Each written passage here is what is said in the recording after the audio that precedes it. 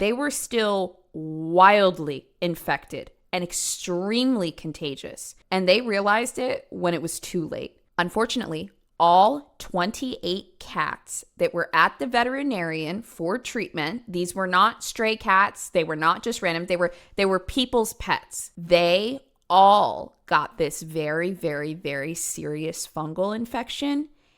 And another doctor was then tasked to go from putting down this litter of kittens to having to put down all 28 cats in the shelter, all because Wendi wanted to take them home and do a half-assed job. But what's interesting about Wendi is she has way too big of a heart to intentionally hurt an animal. But a human, she'll kill a human. In fact, she'll murder a human being, stab them over 40 times post-mortem, and then afterwards, she'll get rid of the body. Today's sponsor is Aura. Don't forget to protect your data online. Get your data off the internet, okay? It's not the same fun playground that we knew 10 years ago. Well, it wasn't really even that fun back then. Let me remind you that a lot of the businesses that we trust online with our email addresses, our names, address, passwords, all of that stuff, they have to pay extra money internally within their company for cybersecurity. They have to allocate budget in order to keep your data safe. And some of them don't. They'd rather put their dollars into marketing or graphics or videos or something like that. And then they don't really care about the cybersecurity. And that's when your data gets leaked. That's why there's services like Aura. They're able to delete your information from all sorts of websites all over the internet. These data leaks are why you get so many random spam calls or why you get like seedy emails in your inbox all the time. It's because all of your information is out there. And look, Aura's got you covered with family plans too. You never know when your kid's gonna like pop off on social media doing something and then now all of your information is at risk because you're all tied together. I cannot express to you enough how much internet protection is a necessary service for all of us. But it's just about finding who can do it the best at the right price. And that company is Aura. The best part is it only takes a couple minutes to sign up and then you just leave it running and you and your family are protected online. So if you want to actually give it a 14-day trial, you can go to aura.com/sinister. It's Aura, AURA.com/sinister. Okay, let me be clear. I don't like anybody that we talk about on Sinister because they're murderers. But sometimes when we talk about certain cases, you guys might find a certain soft spot for somebody that went through some severe trauma before they did what they did or something. You know, I totally get that. This is a funny one because like, I just like straight up do not like Wendi Mae Davidson. Like she's just a weird person. The best word I can use to describe this woman is kooky. She's kooky. I'm going to tell you all about her crime today from A to Z, but I have a lot of extra information about just like her as a person, some of her past relationships, things that she did. And like, she's just a weird fucking person, bro. Like she's somebody that's just like, what are we going to do today? Like she just has weird energy. And look, I started this video off. I started it off by telling you Wendy's best trait, which was caring about animals. But then when you just mix in everything else about her, it's just a nightmare. But before we jump in, there's a video of her that I want you guys to see because I just want you to be on the same page with me about this woman. Here's an interview that she did just a couple of years ago after not speaking for 15 years. And oh, she admits it. She moved the body, but she claims she didn't kill him. Shane was only 4 months old, so I'm almost positive that he was asleep through that whole thing. Shane is her son. I do remember they were both asleep when I got in the truck because I put them in the car seats. So your two boys are in the car seats in the truck, and in the flatbed is your husband who's dead? Yes. Unfortunately, yes, that's the truth. Who kills their husband and then says, unfortunately, yes, he was dead? Okay, let's just...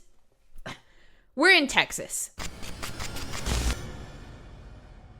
Wendi Mae Davidson was born to Judy and Lloyd in Texas in 1978. She seemed like a great kid, you know, just doing her studies in school, not overachieving, not underachieving, got along really well with her little brother, which is like a nice little sign, right? Not a lot of like sibling rivalry, not a lot of like attention hogging, no weird resentment, major age gaps. Nope.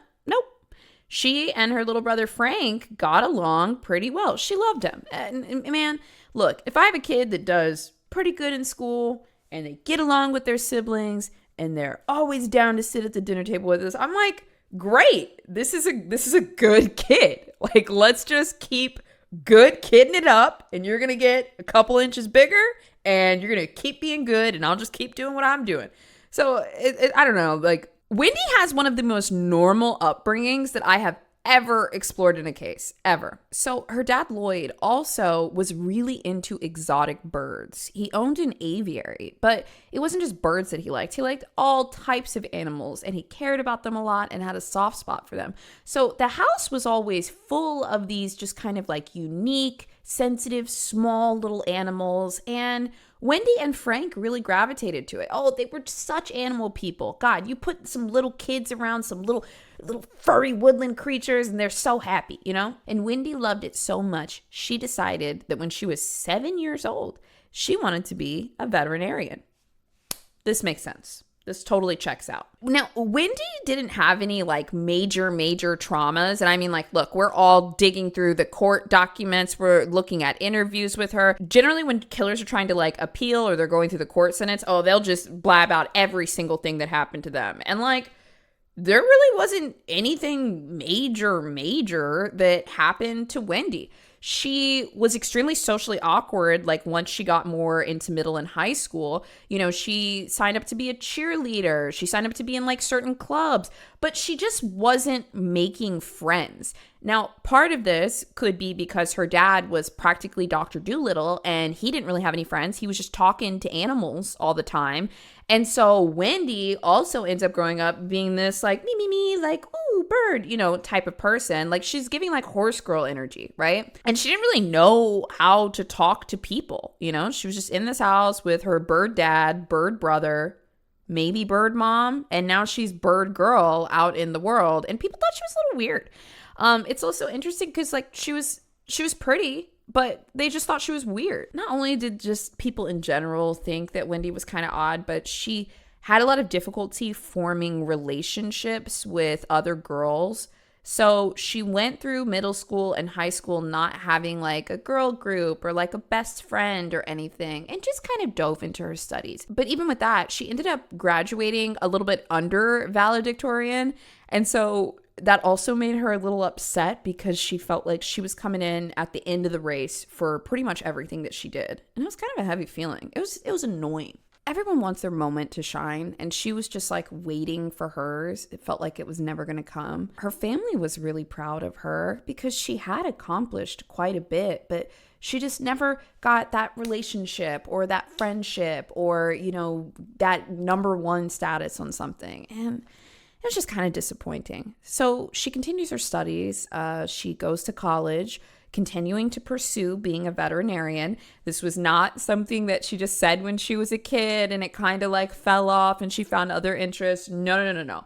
Wendi she's an animal girl through and through. But when she goes to college, she kind of like finds something else that she likes a little bit more than animals, and it's boys.